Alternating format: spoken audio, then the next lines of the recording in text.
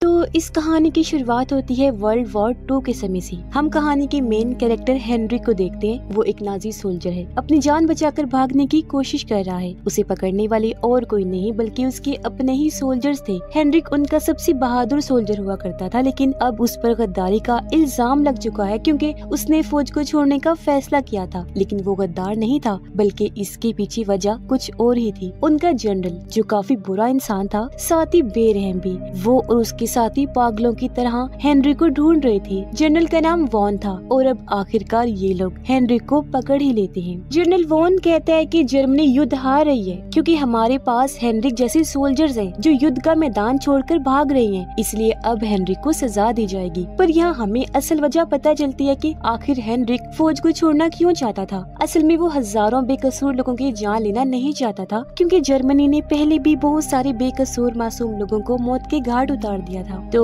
उससे बेहतर हेनरिक ने भागना बेहतर समझा। अब वॉन अपने असिस्टेंट को हुक्म देता है कि हेनरिक को फांसी पर चढ़ा दो। जब उसने ऐसा ही किया, वो उसे फांसी पर लटका देता है और ये लोग हेनरिक को मरने के लिए छोड़ देते हैं। हेनरिक की हालत काफी खराब हो जाती है और अपने आखिरी समय में उसे अपनी वाइफ और बेटी का ख्याल आता है। लेकिन इससे पहले उसकी मृत्यु होती, खुशकिस्मती से यहाँ एल्सा नाम की एक फाइटर लड़की आ जाती है और वो हेनरिक की रस्सी काट कर उसकी जान बचा लेती है। कुछ समय बाद जब हेनरिक को होश आई तो वो खुद को एक घर में पाता है। उसके साथ एल्सा और उसका भाई था जो हेनरिक की जान बचाकर उसे अपने घर ले आए थे और उन्होंने हेनरिक का इलाज भी कर दिया था। यहाँ हमें पता चलता है कि एल्सा का भाई काफी मासूम था, यानी दिमागी तौर पर वो काफी सीधा था। उधर वॉन काफी समय से एक फैमिली की तलाश कर रहा था जिस फैमिली का नाम लॉन्स्टिन फैमिली था और अब वॉन उनकी तलाश करते करते शहर में आ गया था। वो उस फैमिली के बारे में अपने एक ऑफिसर से पूछता है। ऑफिसर उसे बताता है कि लॉन्स्टिन परिवार के पूरे ही घर को किसी ने जला दिया है। लेकिन वॉन खंडर में भी छानबीन करने का फैसला करता है कि शायद कोई सुराग मिल जाए। इस बात से वो ऑफिसर काफी घबरा जाता है क्योंकि ये ऑफिसर और इसकी वाइफ सोचना इस घर के बारे में कुछ जानते थे और वो नहीं चाहते थे कि वॉन यहाँ पर अपनी तलाश करे। उधर हेनरिक एल्सा से पूछता है कि आखिर तुमने मेरी जान क्यों बचाई? तुम तो मुझे जानती भी नहीं हो। एल्सा कहती है कि नाजी फौजियों ने मेरे पिता को मार दिया था, जिस वजह से मैं नाजी फौज से हमेशा नफरत करती थी और आज मुझे अगर मौका मिला तो मैंने वो जाने नहीं दिया और एक इंसान को नाजी फौजियों से बचा लिया। उधर अगले दिन वॉन अपने लोगों को हुक्म देता है कि वो लॉन्स्टिन परिवार के घर को तोड़ना स्टार्ट करे क्योंकि वो असल में उस परिवार की सोने की ईंटें लेना चाहता था। अब हेनरिक एल्सा का शुक्रिया अदा करता है कि तुमने मेरी जान बचाई, जिसके बाद वो उसे अलविदा कहकर यहाँ से जाने लगता है। लेकिन एल्सा उसे रोककर मदद मांगने लगती है। इस पर हेनरिक कहता है कि मुझे जल्द से जल्द अपनी बेटी को ढूंढने के लिए निकलना है। असल में उसकी वाइफ और बेटी एक बॉम्ब धमाके का शिकार हो गई थी, जिसमें उसकी वाइफ की तो मृत्यु हो गई लेकिन उसकी बेटी बच गई थी। और अब इससे पहले हेनरिक यहाँ से निकलता, वॉन का असिस्टेंट अपने नाजी फौजियों को लेकर यहाँ आ जाता है, इसलिए हेनरिक तुरंत छुप जाता है। बाहर वो लोग खाने के लिए एल्सा की मुर्गियाँ चुराने की कोशिश करती हैं, इसलिए एल्सा अपनी राइफल लेकर बाहर आ जाती है। उसकी बहादुरी देखकर वॉन का असिस्टेंट काफी इम्प्रेस होता है और वो एल्सा के घर के अंदर घुस जाता है। एल्सा उसे बताती है कि मैं यहाँ अपने भाई के साथ रहती हूँ, लेकिन उसे एल्सा पर शक हो जाता है, इसलिए वो उसके गले से नेकलेस उतार लेता है। इस बात से एल्सा को काफी गुस्सा आया और वो वॉन की असिस्टेंट पर हमला कर देती है, लेकिन वो एल्सा को पकड़ लेता है, उसे टेबल पर लिटाकर जबरदस्ती करने की कोशिश करने लगता है। इससे पहले वो एल्सा के साथ कुछ गलत करता, तभी हेनरिक निकलकर सामने आ जाता है और वो एक नुकीली चीज वो उनके असिस्टेंट के पीछे घुसा देता है, जिस वजह से वो दर्द में चिल्लाता हुआ वहाँ से बाहर भाग जाता है। जबकि बचे हुए सैनिकों पर हेनरिक हमला कर देता है। कुछ ही सेकंड्स में वो सबका ही खात्मा कर देता है और अब वो तुरंत एल्सा और उसके भाई को लेकर यहाँ से निकल जाता है क्योंकि वो जानता था कि वॉन का असिस्टेंट दोबारा जरूर आएगा। जाने से पहले उन्होंने कुछ हथियार वगैरह भी उठा लिए थे। उधर वॉन का असिस्टेंट अपने ठिकाने में वापस पहुँच जाता है। वो बैक साइड की अपनी चोट का इलाज करवाता है, लेकिन इससे एटलीस्ट इतना फायदा तो हुआ कि वो अब किसी को भी कभी परेशान नहीं करेगा। साथ ही वो जनरल को हेनरिक के जिंदा होने के बारे में भी बता देता है और अब वो कसम खा लेता है कि मैं हेनरिक, एल्सा और उसके भाई को नहीं छोड़ूंगा। उधर उन लोगों को चलते चलते रात हो गई थी, इसलिए वो एक गुफा में रुकने का फैसला करते हैं। सोने से पहले हेनरिक एल्सा को बताता है कि जब मेरी बेटी पैदा हुई थी मैंने उसे तभी देखा था और अब मुझे डर है कि वो मुझे पहचानेगी या नहीं। फिर अगली सुबह एल्सा देखती है कि यहाँ मेरा भाई है ही नहीं, जिस बात से वो और हेनरिक दोनों ही काफी परेशान हो जाती है। लेकिन असल में उसका भाई मासूमियत की वजह से अपनी गाय का ध्यान रखने के लिए वापिस आ गया था, लेकिन उस बेचारे की किस्मत खराब थी क्योंकि तभी यहाँ वॉन का असिस्टेंट अपने साथियों के साथ पहुँच जाता है। वो लोग एल्सा के भाई पर काफी अत्याचार प्रचार करती है ताकि वो एल्सा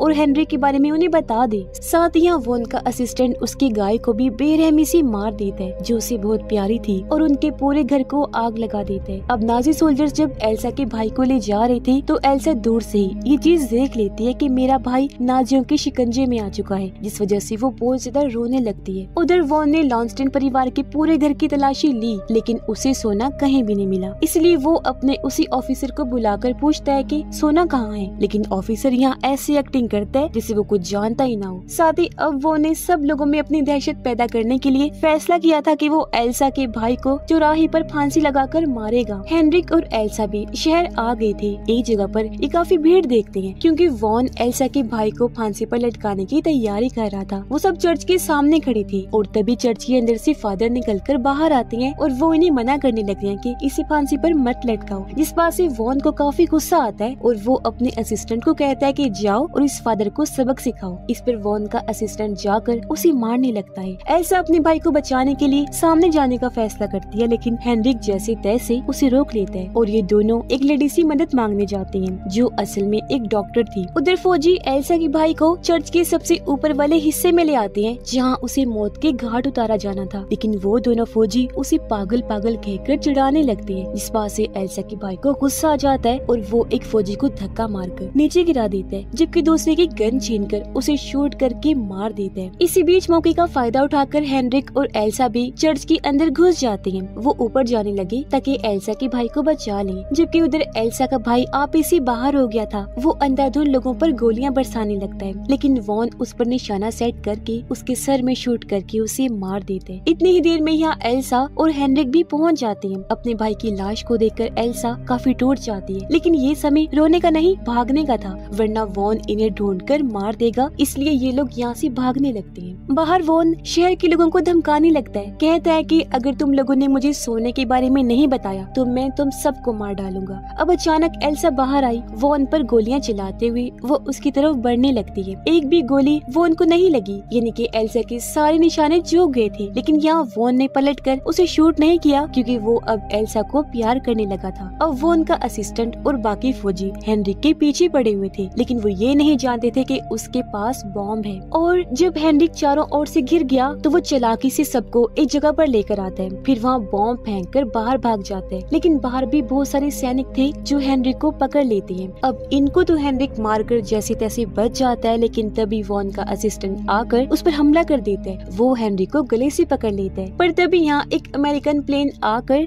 हमला कर देता है, जो मौका देखकर हेनरिक यहाँ से भाग गया और वो डॉक्टर लेडी के घर में छुप जाता है। हेनरिक काफी जख्मी हो गया था, इसलिए डॉक्टर लेडी उसका इलाज करती है, उसे अपने घर में पनाह देती है। उसने हेनरिक की मदद इसलिए की थी क्योंकि उसे देखकर डॉक्टर लेडी को अपने बेटे की याद आ गई थी जो भी एक युद्ध में मारा गया था। कुछ समय बाद यहाँ फादर भी आ जाते हैं, जिससे हेनरिक एल्सा के बारे में पूछता है। फादर बताता है कि एल्सा को गिरफ्तार कर लिया गया है और वो यहाँ लॉन्स्टन परिवार का सोना हथियाने आया है। अब आधी रात को वो ऑफिसर चुपके से एक जगह आया और अपने दो साथियों से मिलता है। यहाँ पता चलता है कि ये तीनों ही सोने के बारे में जानते थे, लेकिन ऑफिसर उन आदमियों को कहता है कि अब मैं सोने का पता वॉन को दे दूंगा क्योंकि अगर उसे मेरे बारे में पता चला तो मेरे बेटे को वो नहीं छोड़ेगा। इतना बोलकर ऑफिसर यहाँ से जाने लगा, लेकिन तभी कोई सामने से एक शावल की मदद से ऑफिसर पर हमला कर देते हैं, जिससे वही मौके पर ही उसकी मौत हो जाती है। अब ऑफिसर को मारने वाला और कोई नहीं बल्कि उसकी वाइफ सोचना ही थी, जो अब इन दोनों आदमियों के साथ मिलकर अपने पति की लाश को ठिकाने लगाती है। वो उन एल्सा को अपने साथ डिनर करने एक जगह पर लेकर आया। वो बताता है कि तुम्हारी शक्ल बिल्कुल मेरी पुरानी गर्लफ्रेंड जैसी है, लेकिन वो यहूदी थी इसलिए मैंने उसे मार दिया और उसकी दी हुई अंगूठी अपनी आंख में फिट करवा ली। अब उस अंगूठी को वॉन खुद ही अपने हाथों से निकाल कर एल्सा के सामने घुटनों के बल बैठ गया और उससे अपने प्यार का इजहार करते हैं। फादर और डॉक्टर लेडी हेनरिक को लॉन्स्टन परिवार के बारे में बता रहे होते हैं कि हिटलर ने सभी यहूदियों को मार डालने का हुक्म दिया था, हालांकि आज तक उन लोगों ने किसी को कोई नुकसान भी नहीं पहुंचाया था, वो बेकसूर थे। साथ ही लॉन्स्टन परिवार को भी मार दिया गया। उनके मरते ही सोजना और उसके हस्बैंड के हाथ लॉन्स्टन परिवार के सोने की ईंटें लग जाती हैं, जिसे उन लोगों ने एक कब्र में छुपा दिया था और आज वो सोना ही सोचना उस कब्र से निकालने वाली थी। लेकिन जब उसने कब्र खोदी तो वहाँ सोना नहीं था बल्कि एक बाइबल पड़ी थी। फादर कहते हैं क्योंकि वो सारा सोना वहाँ से निकाल कर मैंने चर्च में छुपा दिया है। ये सुनकर हेनरी कहता है कि प्लीज वो सोना वो उनको दे दीजिए ताकि मैं एल्सा की जान बचा सकूं। और वो जब सो जाता है तो एल्सा यहाँ से भागने का प्लान बनाती है, लेकिन तभी उसकी नजर वो उनकी अजीब सी अंगूठी पर गई। उसने जब चेक किया तो उसके अंदर एक अजीब तरह की गोली थी। गोली को जैसे एल्सा ने निकाला वो उनकी आँख खुल गई। उसे अजीब लगने लगता है। अब उसे शक ना हो इसलिए एल्सा उसे किस करने पास आती है और वो अपने मुँह से गोली वो उनके मुँह में डाल देती है, जिसे वो निगल जाता है। ऐसा करने के बाद एल्सा उसके मुंह पर जोरदार मुक्का मारती है। पता चलता है कि उस गोली में एक जहर छुपा था, इसलिए वो उनकी मौके पर ही मौत हो जाती है। उधर सोजना और उसके साथी फादर को भी ढूंढ लेते हैं। वो उन्हें घसीटकर बाहर लेकर आए, शॉवल से उन पर भी हमला कर देते हैं। हेनरिक भी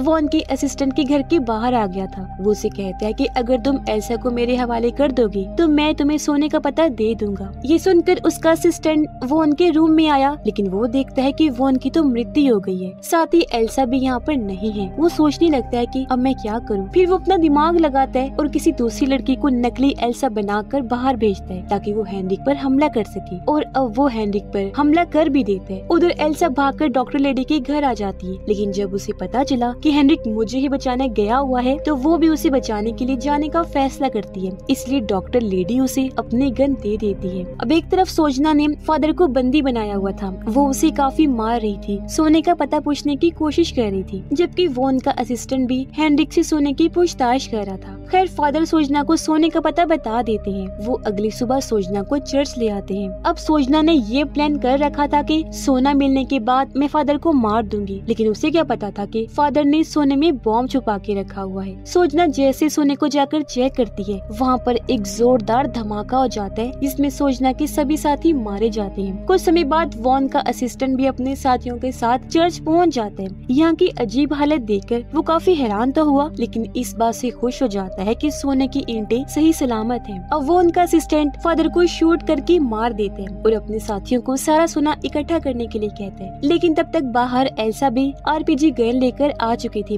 वो शूट करके चर्च की बहुत सारी दीवारों को गिरा देती है, जिससे चर्च के बाहर का रास्ता बंद हो जाता है। फिर डॉक्टर लेडी खुफिया रास्ते से चर्च के अंदर आ गई। उसने भी शूट करके बहुत सारे फौजियों को मार डाला। उसने वो उनके असिस्टेंट के पेट में भी चाकू घुसा दिया था, लेकिन तभी कोई डॉक्टर लेडी को भी शूट करके उसकी जान ले लेता है। ये देखकर एल्सा को बहुत गुस्सा आता है और वो फौजियों पर अंधाधुंध गोलियां बरसाने लगती है। लेकिन वॉन का असिस्टेंट जो मरा नहीं था, अभी जिंदा था, वो जैसे तैसे उठ खड़ा हुआ, एल्सा को पकड़ लेता है और उसे बुरी तरह पीटने लगता है। लेकिन तभी पीछे से हेनरिक भी आ जाता है। उसने असिस्टेंट पर हमला किया, जिससे आखिरकार वो भी मारा जाता है। अब हेनरिक और एल्सा चर्च से बाहर आने लगती हैं, लेकिन एक फौजी जिंदा बच गया था जो अभी भी चर्च के अंदर था। वो सारा सोना हड़पने की कोशिश करता है, लेकिन तभी पीछे से सोचना ने गोली मारकर उसकी जान ले ली, क्योंकि वो जिंदा बच गई थी। जिसके बाद वो खुद सारा सोना चुरा कर शहर से भागने लगती है, लेकिन वो ज्यादा दूर नहीं जा पाती, क्योंकि तभी अमेरिकन सोल्जर टैंक से उस पर हमला कर देते हैं। उसकी गाड़ी ब्लास्ट के साथ